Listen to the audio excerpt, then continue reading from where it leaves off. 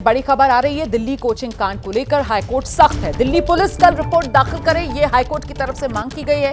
MCD commissioner भी मौजूद रहें अदालत में, ये हाईकोर्ट ने कहा है। डीसीपी जांच अधिकारी भी कल अदालत में रहेंगे। ड्रेनेज सिस्टम से अतिक्रमण हटाया जाए, यह आदेश हाईकोर्ट की तरफ से दिया गया है। अगली सुनवाई शुक्रवार दोपहर 2:30 बजे तय की गई है। एक मैंने अपनी पिटीशन में एक और जिक्र किया था, 26/6 की जो कंप्लेन थी एक स्टूडेंट द्वारा, उसको किस ऑफिसर ने इन्वेस्टिगेट किया या नहीं किया।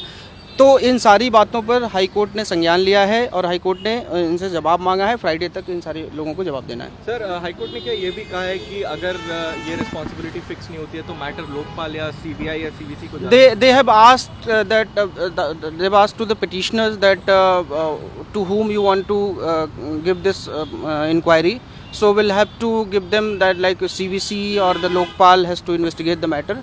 So we'll prepare to whom that inquiry can be done. So on Friday we'll suggest the court that to whom the inquiry can be and given. all the respondent has to file concerned affidavit. The DCP concerned, IO concerned and MCD has to file. Sir, and the fire service. एक बड़ा सवाल ये है कि जो MCD counsellor है आम आदमी पार्टी की, जो एरिया की इंचार्ज है, वो बहुत दिनों से मिसिंग है। उस पर क्या कोर्ट का कुछ कहना था या उस फैक्ट? देखिए, सीधे ऑनरेबल कोर्ट ने कुछ नहीं कहा, लेकिन इनडायरेक्टली ऑनरेबल कोर्ट ने बहुत सारी बातें कही कि जो फ्रीबीज कल्चर आप लेके आए हैं और आपके पास फंड नहीं है, आपका इंफ्रास्ट्रक्चर जो है 100 साल पुराना है, आप जो आबादी जो दिल्ली का इंफ्रास्ट्रक्चर हुआ था वो 6-7 लाख लोगों के लिए इंफ्रास्ट्रक्चर यहाँ का बनाया गया था, लेकिन आज लगभग 3 करोड़ से ऊपर आबादी हो चुकी है, लेकिन आपका इंफ्रास्ट्रक्चर जो है वो 100 साल पुराना है। तो और आप इलेक्ट्रिसिटी बिल नहीं लेना चाह रहे हैं, आप पानी का बिल लेना नहीं चाह रहे हैं लोगों से, लेकिन उसके बदले में लोग अपनी जान गंवा रहे हैं। तो अगर आपको फ्रीबीज कल्चर देना आप दीजिए, लेकिन इंफ्रास्ट्रक्चर को आप डेवलप करिए।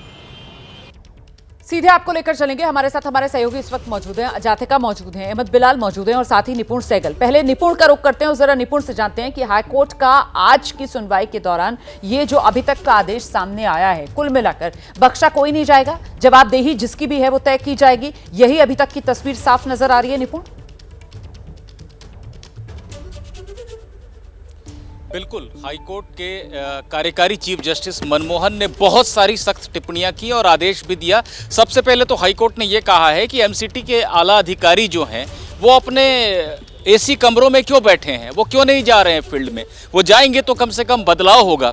कोर्ट को ये जानकारी दी गई कि जिस इलाके में यह हादसा हुआ है वहाँ पर जो ड्रेनेज सिस्टम गुजरता है थोड़ी दूरी पर, उसके ऊपर एक अवैध मार्केट बस गया है। कोर्ट ने कहा कि क्या किसी की नज़र नहीं जाती है इस पे, जहाँ पे भी जो ड्रेनेज सिस्टम है उसके ऊपर अवैध निर्माण हो गया है उसको गिराया जाए, उसको हटाया जाए। दिल्ली पुलिस से कहा है कि आप किस तरह की जांच कर रहे हैं कि एक सड़क से गुजरने वाला जो कार लेकर जा रहा था उसको पकड़ लिया और आला अधिकारी जो हैं एमसीडी के, उनके ऊपर कोई कार्रवाई आप नहीं कर रहे हैं, आपकी जांच वहां तक पहुंच नहीं रही है। अगर आपसे जांच नहीं होती है तो हम सीबीआई या किसी सेंट्रल एजेंसी को दे देंगे।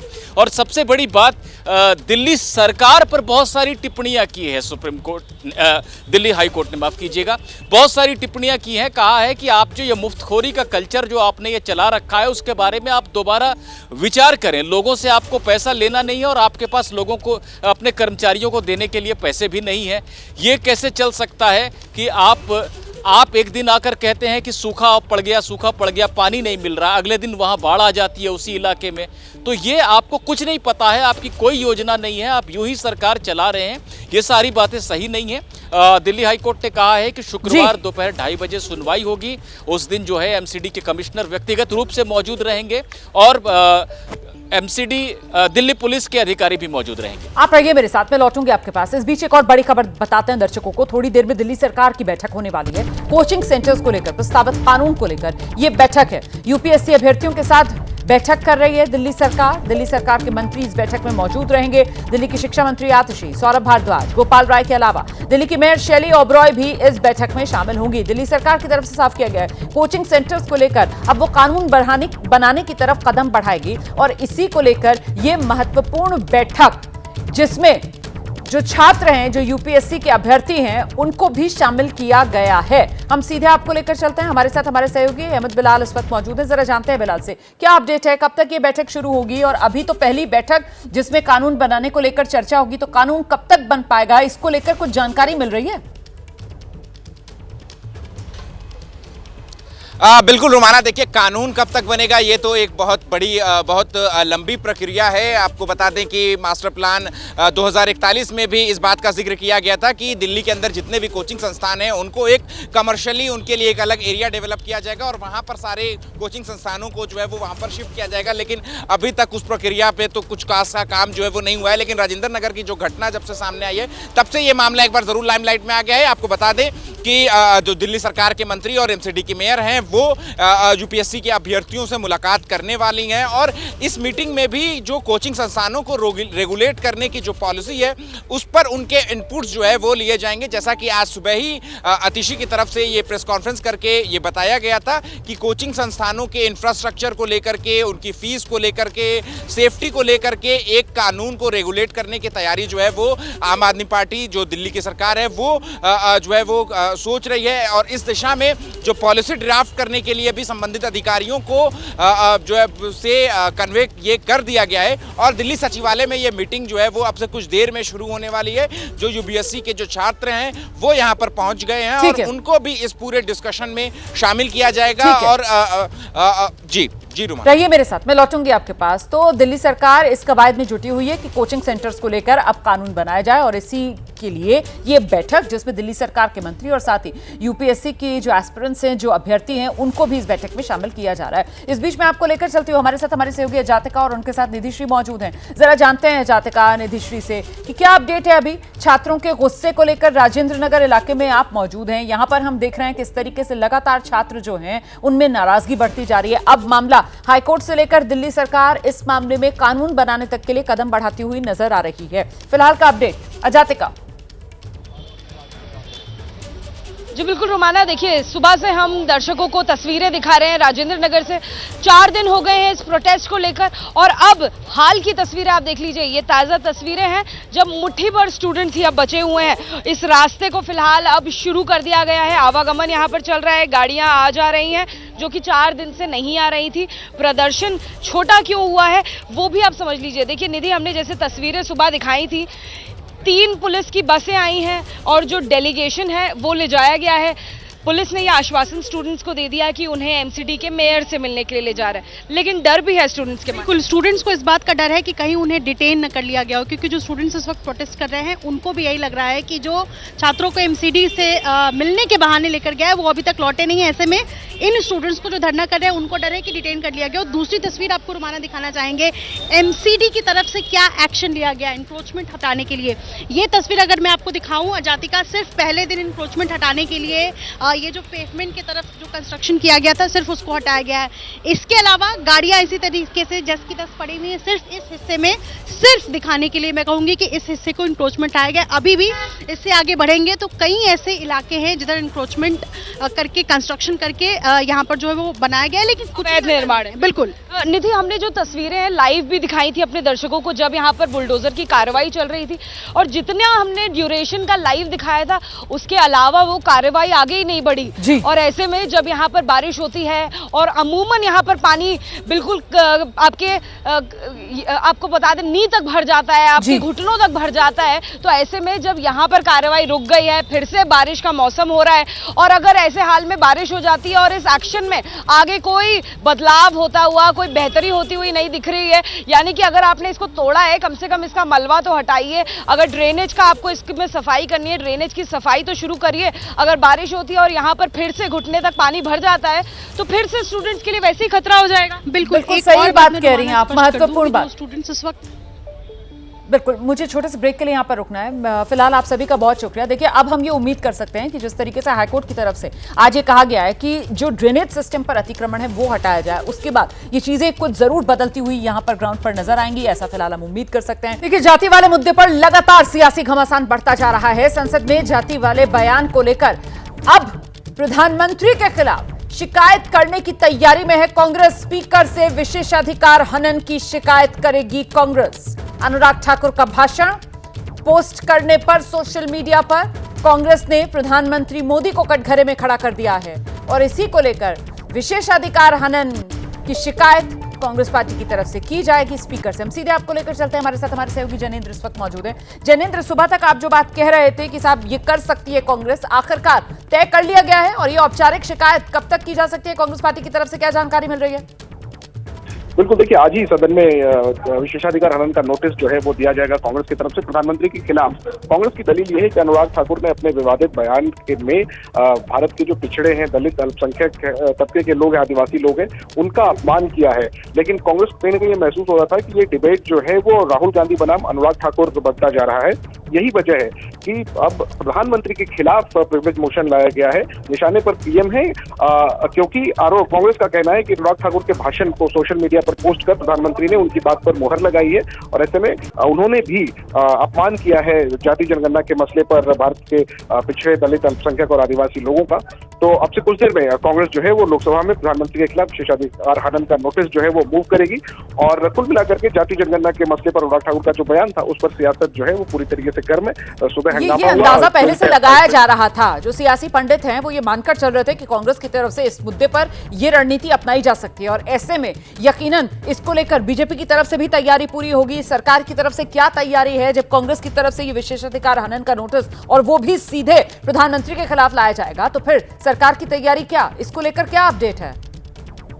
देखिए, निश्चित तौर पर देखना होगा कि सदन में सिर्फ किस तरीके की प्रतिक्रिया होती है। हालांकि अनुराग ठाकुर का कहना है कि उन्होंने किसी का भी नाम नहीं लिया है, किसी का भी अपमान नहीं किया है और बीजेपी पूरी तरीके से इस मसले पर जो है वो फ्रंट फुट पर है। सारे नेता जो है वो कुल यही कह रहे हैं कि अगर कांग्रेस जाति जनगणना की मांग कर रही है, अगर उनके नेता से जाति पूछ ली गई तो क्या गलत किया। कुल मिलाकर के दोनों ही पार्टियां अपने अपने स्टैंड पर कायम है और इन सबके बीच कांग्रेस ने ये महसूस किया कि ये बहस, राजनीतिक बहस जो है वो राहुल गांधी बनाम अनुराग ठाकुर होता जा रहा है। यही वजह है कि दिशा को मोड़ने के लिए, राहुल बनाम मोदी करने के लिए प्रधानमंत्री के खिलाफ प्रिविलेज मोशन लाया जा रहा है। देखना यही है कि जब सदन में ये मोशन मूव किया जाएगा फिर सत्ता पक्ष की तरफ से क्या प्रतिक्रिया होती है। बिल्कुल, एक नए संग्राम की यहां पर दस्तक और आहट आप कह सकते हैं, क्योंकि कांग्रेस आज ही सदन में प्रधानमंत्री नरेंद्र मोदी के खिलाफ विशेषाधिकार हनन का प्रस्ताव लाने की तैयारी में है। ये बड़ी जानकारी हमारे सहयोगी जैनेंद्र ने दी है। बहुत शुक्रिया आपका जैनेंद्र इस तमाम अपडेट के लिए। हम आगे बढ़ रहे हैं, अगली बड़ी खबर का रुख कर रहे हैं। इसी जाति वाले विवाद को लेकर राजनीति आप जानते हैं लगातार गर्म है।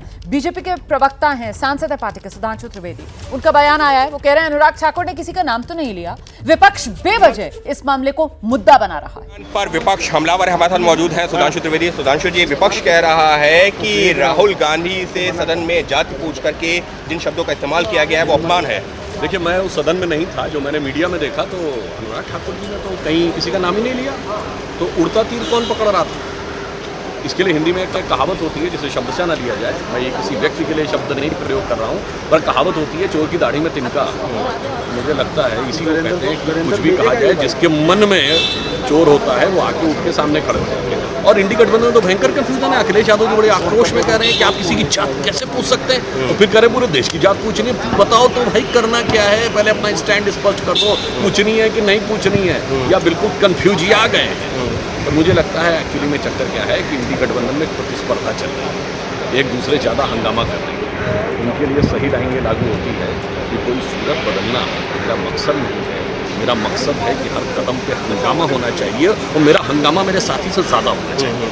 लेकिन सबके बीच में अब तो ये कहा जा रहा है कि प्रधानमंत्री को सदन में आकर के बताना चाहिए स्टैंड क्या है, अनुराग ठाकुर को माफ़ी मांगनी चाहिए, प्रिविलेज नोटिस की बात हो रही है। चाहते हैं कि आपका खानदानी स्टैंड क्या है। अनुराग ठाकुर जी ने जो बात कही कि Rajiv Gandhi ji floor of the house पर सितंबर 1990 में मंडल कमीशन का विरोध करते हुए इस बात का विरोध कर चुके हैं रिजर्वेशन का। और उन्होंने ये भी कहा था कांग्रेस पार्टी जात पात में विश्वास नहीं करती है, डॉक्यूमेंटेड है। कांग्रेस का एक ज़माने में नारा था, आप ही के खानदान में, आपकी दादी के ज़माने में जात पे न पात पे, इंदिरा जी की बात पे मोहर लगेगी हाथ पे। आज मैं राहुल जी से पूछना चाहता हूँ, राहुल जी आप सही हैं या पिताजी सही थे या दादी जी सही हैं या जातिगत जनगणना रोकने वाले नेहरू जी सही थे? आज मैं कहना चाहता हूँ जिस पार्टी का कभी नारा था जात पे न पात पे, इंदिरा जी की बात पे मोहर लगेगी हाथ पे, आज पुरखों की बात को रख के लाद पे आ गए राजनीति के फुटपाथ। यानी साफ तौर पर सुधांशु त्रिवेदी यही कह रहे हैं कि इससे पहले जो कांग्रेस का नारा हुआ करता था आज वो उसी से अलग हो रहे हैं। केरल में कुदरत का क्रोध, वायनाड में विनाश, तबाही का वो मंजर जिसे देखकर हर कोई सिहर उठा है, दहल गया है। आपको वायनाड में आई पहाड़ तोड़ कयामत की तस्वीरें मैं आपको दिखाऊंगी। वहां हुए जलसंहार की ग्राउंड रिपोर्ट हम आपको दिखाएंगे, लेकिन उससे पहले वायनाड से जुड़ा एक बड़ा अपडेट इस समय आप जान लीजिए। और अपडेट यह है कि वायनाड में जो लैंडस्लाइड हुआ उसमें मरने वालों की संख्या लगातार बढ़ रही है। मरने वालों का आंकड़ा अब बढ़कर 172 पर पहुंच चुका है। आज भी रेस्क्यू ऑपरेशन जारी है। रेस्क्यू ऑपरेशन का आज दूसरा दिन है। आर्मी, एयरफोर्स, एनडीआरएफ, एसडीआरएफ, स्थानीय पुलिस टीम, फायर ब्रिगेड की टीम, स्पेशल डॉग स्क्वाड सब जुटे हुए हैं। राहत और बचाव कार्य को अंजाम दिया जा रहा है। और इस बीच वायनाड में आज भी बहुत भारी बारिश होने की आशंका बनी हुई है। मौसम विभाग ने वायनाड के लिए रेड अलर्ट जारी किया है। तो रेड अलर्ट का मतलब आप जानते हैं, बहुत तेज बारिश आज भी आशंका वायनाड में होने की। और ये जो आप तस्वीरें देख रहे हैं, इन तस्वीरों को देखकर समझिए जरा, आसमानी आफत के आगे जब एक नहीं, दो नहीं, ये 4 गांव हैं जो पूरी तरीके से बह गए, तबाह हो गए। तबाही का कैसा मंजर सामने आया है। लैंडस्लाइड के बाद मलबे के सैलाब में घर, दुकान, मकान, गाड़ी, सड़क, पुल, सब कुछ खुद ब खुद मलबे में तब्दील होता चला गया। सैकड़ों इंसान और बेजुबान मलबे के सैलाब में जिंदा दफन हो गए। इतने डराने वाले वीडियो सामने आ रहे हैं जो विचलित कर सकते हैं। और मौत का आंकड़ा लगातार बढ़ता हुआ दिखाई दे रहा है, और वो भी इतनी तेजी से कि सबके होश उड़ गए।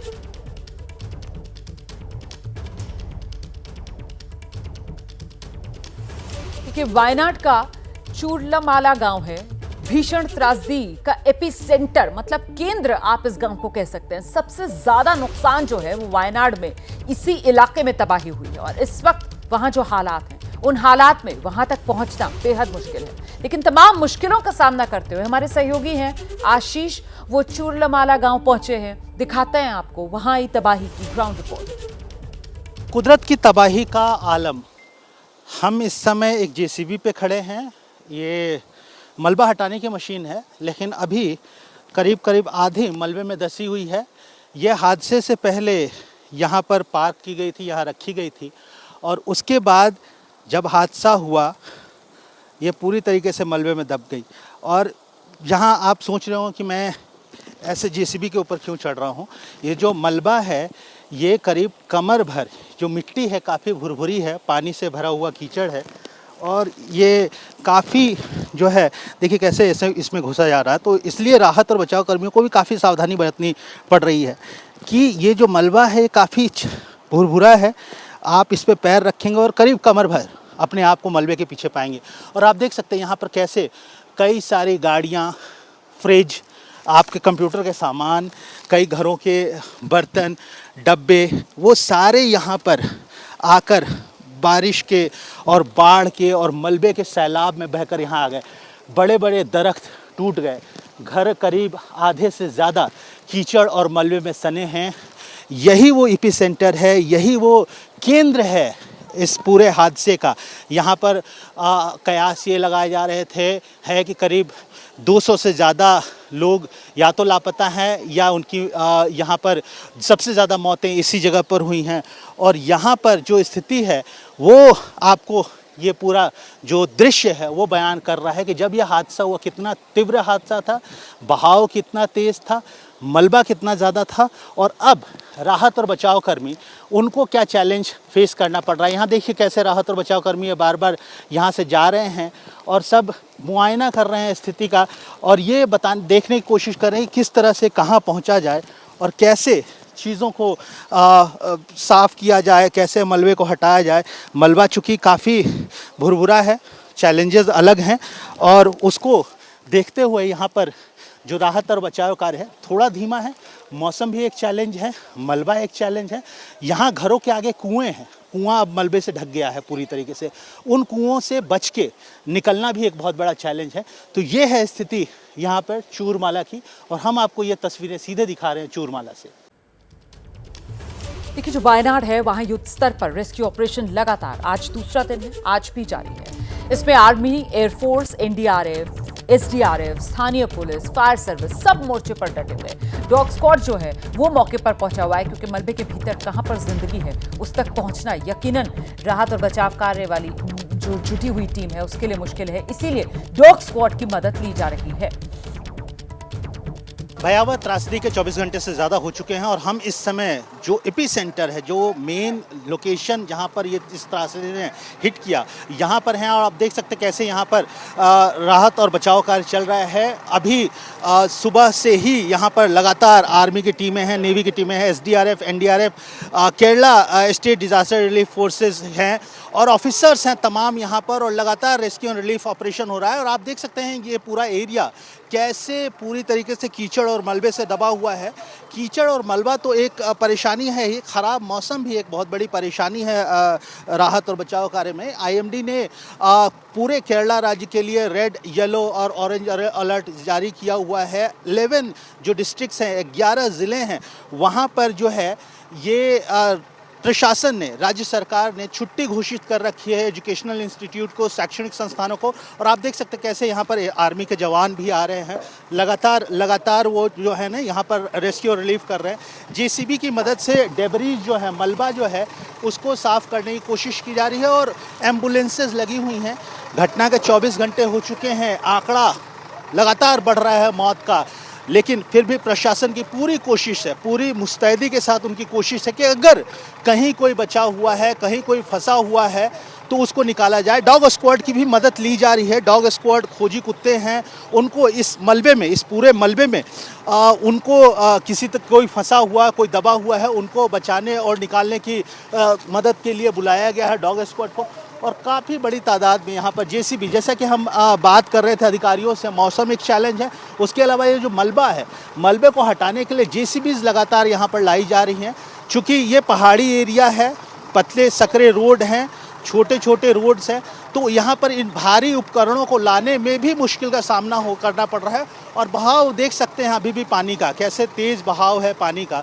ये बहाव बताता है कि 24 घंटे बाद अगर ये बहाव ऐसा है तो जब ये हादसा हुआ तो उस समय स्थिति कैसी थी, क्या यहाँ पर चैलेंजेस रहे हैं। लेकिन राहत और बचाव कार्य लगातार जोरों शोरों से चल रहा है। कैमरा पर्सन विकी के साथ आशीष, वायनाड। देखिए, जाति पर बढ़ते सियासी घमासान पर बीजेपी की तरफ से इस वक्त प्रेस कॉन्फ्रेंस की जा रही है। सीधे आपको लिए चलते हैं। देख रहे थे जो पार्लियामेंट के बिजनेस के कागज दिए जाते हैं, जो क्वेश्चन आवर के आपको क्वेश्चंस दिए जाते हैं, उसे फाड़कर गौरव गोगोई फेंक रहे थे स्पीकर के चेयर के ऊपर।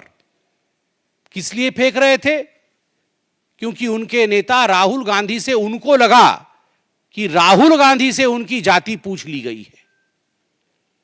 मुझे तो बड़ा आश्चर्य लगता है, जो व्यक्ति हर किसी की जाति पूछ सकता है। आप पत्रकार हैं, कुछ दिनों पहले पत्रकारों की जाति पूछने का काम राहुल गांधी कर रहे थे। पूछ रहे थे आपका नाम क्या है, आपका नाम क्या है, बताइए आप किस जाति के। पत्रकारों की जाति पूछी जा सकती है, प्रशासनिक अधिकारियों की जाति पूछी जा सकती है कि ये हलवा सेरेमनी में ये जो अधिकारी खड़े हैं ये किस किस जाति के हैं, उनकी जाति पूछी जा सकती है। जजेस की जाति पूछी जा सकती है, पूछा जा सकता है। आप देख सकते हैं how many Dalits and Adivasis in high courts Rahul Gandhi asked in Pratapgarh. आप किसी कोर्ट में पेश होते हैं और वहां जाके जजेस की जाति पूछते हैं, प्रशासनिक अधिकारियों की जाति, पत्रकारों की जाति, जजेस की जाति, और तो और सैनिकों की जाति आप पूछते हैं। आप कहते हैं कि हिंदुस्तान को यह जानने का अधिकार है कि किस जाति के लोग सर्वाधिक सैनिक के रूप में हैं, किस जाति को कितनी रिप्रेजेंटेशन आर्मी में मिली हुई, किस धर्म को कितना रिप्रेजेंटेशन आर्मी में मिला हुआ है। यह सब आप पूछ सकते हैं। मगर आपसे कोई अगर जाति पूछ ले तो मम्मी मम्मी मम्मी, मुझसे जाति पूछ लिया गया, मम्मी मेरा इंसल्ट हो गया। ये क्या मजाक बना के रखा हुआ है। मुझे संत कबीर का वो दोहा याद आता है, जाति न पूछो साधु की, जाति न पूछो साधु की, पूछ लीजिए ज्ञान, मोल करो तलवार का, पड़ा रहने दो म्यान। जाति न पूछो साधु की। राहुल जी साधु हैं? वो साधु होते तो उनकी जाति नहीं पूछी जाती। पूछ लीजिए ज्ञान, वो ज्ञानवान है। चलिए हम आपसे पूछ लेते हैं, जाति नहीं पूछेंगे आपकी, बताइए आपका ज्ञान। आपके ज्ञान का प्रदर्शन तो आलू से सोने और सोने से आलू और पता नहीं क्या क्या कह के आपने अपने ज्ञान का प्रदर्शन किया हुआ है। मोल करो तलवार का, पड़ा रहने दो म्यान, तलवार भी जंग पकड़ा तलवार है, जंगधारी तलवार है, और म्यान का तो पूछिए ही मत। न साधु है, न ज्ञानी है, न तलवार में धार है, और म्यान भी परिवार का है।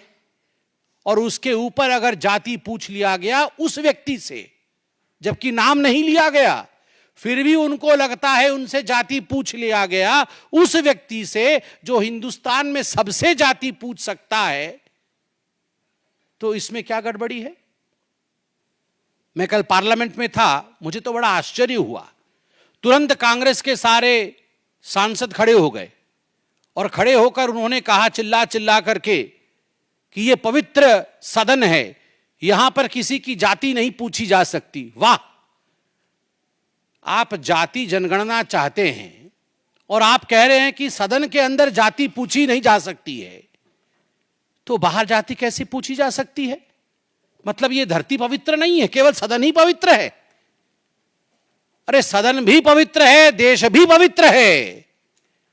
आप लोगों ने कल कहा कि सदन के अंदर किसी की जाति पूछना यह इंसल्ट है, तो गणना कैसे होगी आप ये बता के दिखाइए। मुझे आश्चर्य होता है राहुल गांधी जी, मैं अभी वीडियो में वो बयान देख के आ रहा था जिस बयान में आपने प्रधानमंत्री जी के जाति को लेकर भी भ्रम फैलाने की कोशिश की थी। आप सबको याद होगा चुनाव के समय माननीय नरेंद्र मोदी जी के जाति को लेकर गलत टिप्पणी करने का प्रयास, कुलछित प्रयास राहुल गांधी जी ने किया था। आप प्रधानमंत्री की जाति पर टिप्पणी कर सकते हैं, मगर कोई आपकी जाति पूछ नहीं सकता। आप करे तो पुण्य और जनता करे तो पाप, ऐसा नहीं हो सकता है। केवल जाति पूछने का विषय नहीं है। मैंने जैसा आपको कहा, मैं पहली बार का सांसद हूं, भगवान जगन्नाथ की कृपा रही। मैं पीछे बैठता हूं और सब कुछ देखता हूं, मुझे आश्चर्य होता है राहुल गांधी जी की सेंस ऑफ एंटाइटलमेंट पे। वो टी शर्ट और जीन्स पहन के आते हैं, मैं किसी कपड़े के ऊपर कमेंट नहीं कर रहा हूं। भद्रता, नम्रता, शीलता यह भी होती है। जेब के अंदर दोनों हाथ डाल के आते हैं।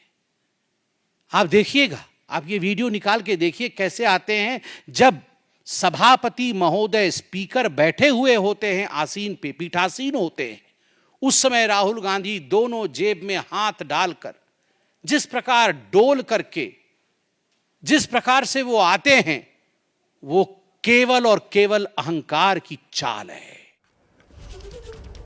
तो जाति विवाद पर बीजेपी जोरदार हमला कांग्रेस पार्टी और सीधे राहुल गांधी को निशाने पर ले रही है कि राहुल गांधी देश में घूम घूमकर सबकी जाति पूछ सकते हैं, और अगर उनकी कोई जाति पूछ ले तो फिर अपमान हो गया, गाली दे दी। ये कैसे दोहरे मात। लखनऊ आपको लेकर चलेंगे, जहां मूसलाधार बारिश ने तमाम इंतजामों की पोल खोलकर रख दी है। सड़कें पानी में डूबी हुई नजर आ रही हैं। विधानसभा परिसर की तस्वीर भी हम आपको दिखाएंगे। जल जमाव, ये देखिए किस तरीके की तस्वीरें ये आ रही हैं। बदइंतजामी की पोल खोलती हुई ये तस्वीरें, सड़कें देखिए कैसे लबालब है। विधानसभा परिसर में जल जमाव हो चुका है, हर तरफ पानी ही पानी। लखनऊ की ये बारिश और उसमें बंधक बना लखनऊ शहर इस वक्त नजर आ रहा है। मैं सीधे आपको लेकर चलूंगी लखनऊ से। हमारे दो सहयोगी इस वक्त हमारे साथ मौजूद हैं, वीरेश पांडे और अभिषेक उपाध्याय। वीरेश का रुख करते हैं, पहले जरा जानते हैं वीरेश आप कहां पर मौजूद हैं। अच्छा वीरेश, भीतर इमारत में खड़े हुए नजर आ रहे हैं, और अभिषेक उपाध्याय को हम देख सकते हैं जहां पानी भरा हुआ है, वो भी घुटनों घुटनों तक, वहां अभिषेक उपाध्याय मौजूद नजर आ रहे हैं। अभिषेक जरा तस्वीरें दिखाइए और हाल बयां कीजिए बदइंतजामी का। पानी दिखाओ यार, थोड़ा पानी रखो। ये सुन्नी सेंट्रल वक्फ बोर्ड का ऑफिस है। देखिए दफ्तर, देखिए सुन्नी सेंट्रल वक्फ बोर्ड का ऑफिस है, और यहाँ पर स्थिति क्या हो गई है ये इधर अंदर की ओर दिखाइएगा सुनील। देखिए मैं आगे आगे बढ़ रहा हूँ, ये घुटने तक पानी आ गया, और देखिए नगर निगम की गाड़ी फंस गई है। सामने आपको मैं तस्वीर दिखा रहा हूँ रोमाना, मोबाइल मुझे अपने हाथ में लेना पड़ेगा क्योंकि पानी का बहाव, यहाँ जमाव बहुत ज़्यादा है। और मैं आपको फिर कह रहा हूँ, विधानसभा से सटा हुआ इलाका है एग्जैक्टली ये देखिए, ये नगर निगम गाड़ी फंसी हुई है। सुन्नी सेंट्रल वक्फ बोर्ड का ऑफिस है। ये मॉल एवेन्यू का इलाका है, यहाँ का पॉश इलाका। बगल में यहाँ कांग्रेस का दफ्तर है, यहाँ मंत्रियों का आवास है और ये लोग गाड़ी निकालने की कोशिश कर रहे हैं। ये भैया गाड़ी नगर निगम की गाड़ी है। जी, लखनऊ स्वच्छता अभियान के। स्वच्छता अभियान गाड़ी फंस गई। जी, कूड़ा उठाने आई थी और खुद ही फंस गई, इतना पानी आया। जी, बहुत ज्यादा पानी है यहाँ। कितने बजे आप लोग आए थे यहाँ पर? यहाँ पर हम लगभग 1.5-2.5 घंटे पहले आए थे। अब इसको निकालने के लिए धक्का मार रहे हैं। जी, अब निकालने के लिए धक्का ही तो सारे मंत्री आस-पास तो रहते हैं। जी, बिल्कुल बगल में विधानसभा है। जी। देखिए, तो ये देखिए रोमाना यहाँ की आलम है। और ये इस गाड़ी को देखिए, ये जो कार है, ये कार ये भी लगभग इस पानी में डूबती हुई दिखाई पड़ रही है। और मैं आपको फिर कह रहा हूं कि देखिए नगर निगम की गाड़ी को निकाल रहे हैं ये लोग। ये जो जगह है, ये जगह बड़ी इंपॉर्टेंट है। मॉल एवेन्यू लखनऊ का ये पॉश इलाका है और यहाँ से ये इसको जिस तरह से खींच के निकाल रहे हैं वो बता रहा है कि इस बारिश में पॉश इलाके का क्या हाल है। और अगर पॉश इलाके का ये हाल है तो दूसरे इलाके। और एक तस्वीर सुनील इधर दिखाइएगा, मैं इसी बिल्डिंग की ओर बढ़ रहा हूँ। सुन्नी सेंट्रल वक्फ बोर्ड का जो दफ्तर है, देखिए यहाँ पर किस तरह से ये मोटरसाइकिल भी यहाँ पर डूबी हुई है और ये पानी बढ़ रहा है चूंकि बरसात फिर से शुरू हो गई है। अब देखिए ये मोटरसाइकिल यहाँ पर लगभग डूब चुकी है और इसके आगे भी जो गाड़ियां हैं वो भी डूबी हुई हैं। ये एक सरकारी, क्या हो गया भैया? उधर भी पानी है, अंदर पानी क्या हुआ है? दफ्तर के अंदर पानी घुस गया है। देखिए ये लोग बता रहे हैं कि इस दफ्तर के अंदर पानी घुस गया है और ये इन्होंने टेबल लगा रखी है, टेबल भी डूब गई है। कहाँ तक पानी घुसा हुआ? अंदर वक्फ बोर्ड का दफ्तर है। इसके अंदर भी पानी। यहाँ से रोमाना में देख पा रहा हूँ ये वक्फ बोर्ड का दफ्तर है। और सुनील थोड़ा सा अगर आगे आएंगे, कोशिश करके आए। क्या मस्जिद पे भी डूबा हुआ है? डूबा हुआ है, मस्जिद भी डूबी हुई है। हाँ, मस्जिद पे भी पानी। देखिए यहाँ पर मैं देख पा रहा हूँ ये पूरा सुन्नी सेंट्रल बोर्ड का दफ्तर है, इसके अंदर पानी भरा हुआ है। पूरा ये जो पोर्टिको है ये पानी डूबा हुआ है और देखिए वो गाड़ी फिर फंस गई। सुनील दिखाइएगा, नगर निगम की गाड़ी निकालने की कोशिश कर रहे हैं लेकिन निकालना कितना दुश्वार हुआ जा रहा है। बिल्कुल यहाँ पर कितनी परेशानी लोगों को झेलनी पड़ रही है। ये नगर निगम की गाड़ी है, स्वच्छता अभियान से जुड़ी हुई, जो कूड़ा उठाने के लिए आई थी और वो खुद ही पानी में फंस कर रह गई है। इस बीच जल्दी से वीरेश पांडे का रुख करते हैं। वीरेश, किसी इमारत में है और जहां पर वीरेश मौजूद है वहां इमारत के भीतर पानी जमीन पर तैरता हुआ नजर आ रहा है। वीरेश, देखिए ये कोई सामान्य इमारत नहीं है बल्कि यूपी की विधानसभा है और किसी को भी याद नहीं है कि यूपी की विधानसभा में ऐसा जलमग्न दृश्य देखने को मिला होगा।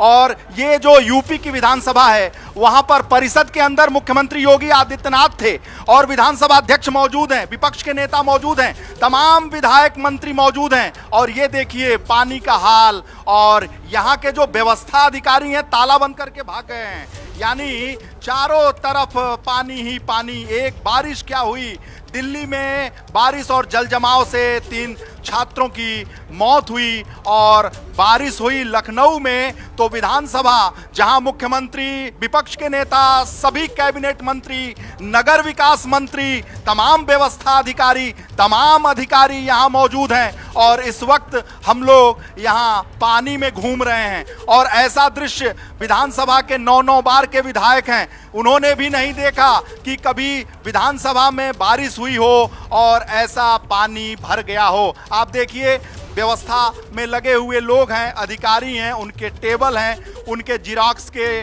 तमाम यंत्र संत्र यहाँ पर मौजूद हैं और डूबे हुए हैं। और कैमरे पर, टेलीविजन स्क्रीन पर ये यूपी विधानसभा का दृश्य है। हालांकि कहा जाता है कि यहाँ के बजट के बारे में, यहाँ के तमाम चीज़ों के बारे में बोलना ठीक नहीं होता और बहुत सारे नियम कानून हैं, लेकिन टेलीविजन स्क्रीन पर ये तस्वीरें साफ बयां कर रही हैं, शब्दों से बयां करने की कोई ज़रूरत नहीं है। और अब देखिए हम आगे बढ़ रहे हैं और यहाँ ये जो इलेक्ट्रिक और तमाम चीज़ें लगी हुई हैं, विधानसभा का सत्र चल रहा है इसलिए इन्हें बंद नहीं किया जा रहा है। और जरा सा बिजली उतरा नीचे पानी में, उसके बाद जो हम रिपोर्टिंग और हमारे जो छायाकार महोदय हैं उनका कैमरा, पता नहीं क्या हाल होगा, ये जान जोखिम पर लेकर की गई रिपोर्टिंग है। और ये देखिए यहाँ पटल के लोग हैं, तमाम लोग बैठे हुए हैं पानी के अंदर। बैठने का ये दृश्य भी बड़ा अद्भुत है। मैडम, कभी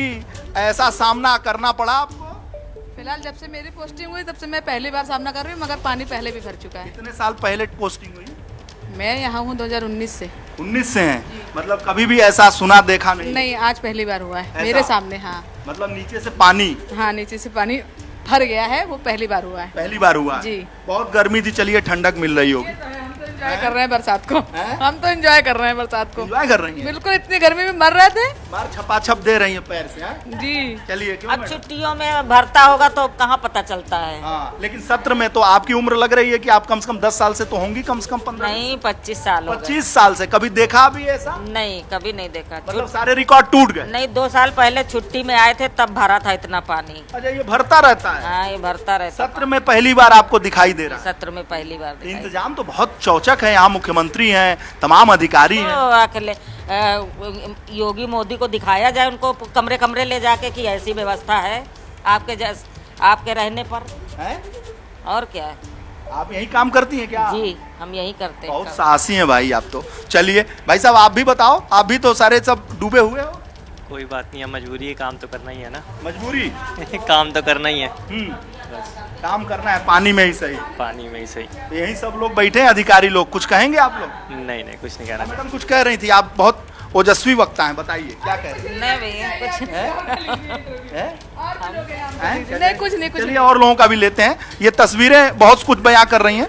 और दिखाओ भैया, कैमरामैन महोदय, ये देखिए, ये विधानसभा के अंदर की गलियां हैं, विधानसभा के अंदर की तस्वीर है। छपाछप पानी है, सारे कमरे डूबे हुए हैं। ये भंडार वाले साहब हैं, देखिए इनका भी कमरा, इनके कमरे के बाहर पानी है। और दिखाओ भैया, ये व्यवस्थापक है, मुख्य भवन के व्यवस्थापक हैं। इनका व्यवस्थापक साहब का कमरा दिखा दो एक बार।